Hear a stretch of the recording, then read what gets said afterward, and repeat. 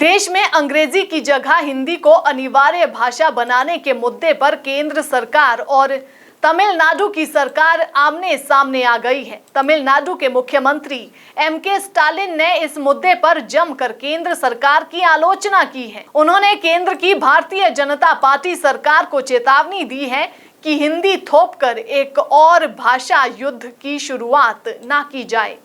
Stalin ने प्रधानमंत्री नरेंद्र मोदी से अपील की कि हिंदी को अनिवार्य बनाने के प्रयास छोड़ दिए जाएं और देश की अखंडता को कायम रखा जाए। उन्होंने यहां एक बयान में कहा कि एक राष्ट्र, एक भाषा, एक धर्म, एक खानपान और एक संस्कृति लागू करने का केंद्र का प्रयास भारत की एकता को प्रभावित करेगा। स्टालिन हिंदी को थोपना भारत की अखंडता के खिलाफ बता रहे हैं। वे कह रहे हैं कि अंग्रेजी को हटाकर केंद्र की परीक्षाओं में हिंदी को प्राथमिकता देने का प्रस्ताव क्यों रखा गया है।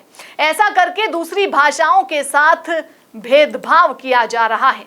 सन 1965 से ही उनकी पार्टी डीएमके हिंदी को थोपने के खिलाफ संघर्ष कर रही है।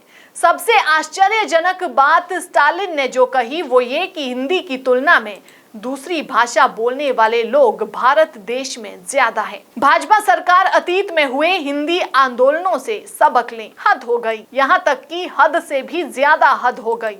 अभी मुश्किल से 1 महीना भी नहीं बीता जब हमने बड़े गर्व से हिंदी दिवस मनाया था और विश्व भर में हिंदी बोलने वालों के आंकड़े सामने रखे थे। और आज एमके स्टालिन से पता चला कि हिंदी बोलने वालों से ज्यादा तो दूसरी भाषाओं को बोलने वाले लोग भारत देश में हैं। और ये भी भेद खुल गया कि सन 1965 से चाहे कोई भी सरकार रही हो, वो हिंदी को उसका सम्मान क्यों नहीं दिलवा पाई। यानी हमारी प्यारी हिंदी वोट बैंक की राजनीति में पिस रही है। दक्षिणी राज्य केंद्र सरकार पर हिंदी के विरोध में दबाव बनाए रखते हैं, जिससे हिंदी को सिर्फ 1 दिन की महारानी बनाया जाता है और हिंदी दिवस मनाने के बाद इसे भुला दिया जाता है। ऐसा कब तक? हिंदी को लेकर किस बात का महिमा मंडन हम करते हैं?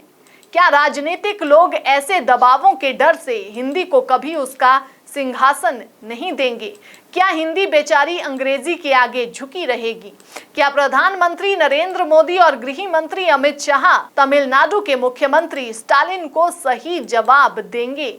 ये सभी वो सवाल हैं जिनके जवाब भविष्य के गर्भ में छुपे हैं। एएनवी न्यूज के लिए कमलेश भारतीय की ये खास रिपोर्ट।